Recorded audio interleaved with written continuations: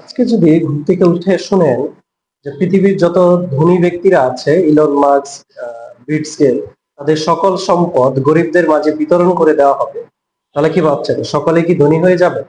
কখনোই না। কারণ 5 বছর যেতে না যেতে আবারও তাদের কাছেই এই সম্পদগুলো ফিরে যাবে। আপনাদেরকে অবশ্যই স্মার্টলি ওয়ার্কটা শিখতে হবে।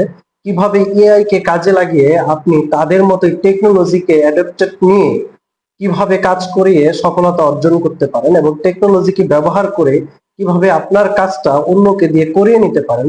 এই কাজটা যে পর্যন্ত স্মার্টলি আপনি হ্যান্ডেল করতে না পারবেন সে পর্যন্ত আপনি কখনোই তাদের সাথে বা বর্তমান যুগের সাথে কম্পিটিশন দিয়ে এগিয়ে যেতে পারবেন।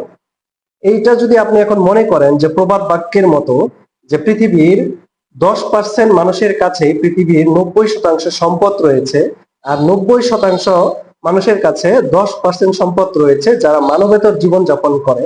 কথাটা সত্যি, কিন্তু ডাইনোসর কেন বিলুপ্ত হয়ে গিয়েছিল সেটাও আপনাকে জেনে রাখতে হবে। কারণ ওই সময়কার যে ডাইনোসর ছিল তারা কখনোই তাদের বিজ্ঞান এবং মনস্তাত্ত্বিক ভাবে তাদের টেকনোলজিকে এগিয়ে নিয়ে যেতে পারে।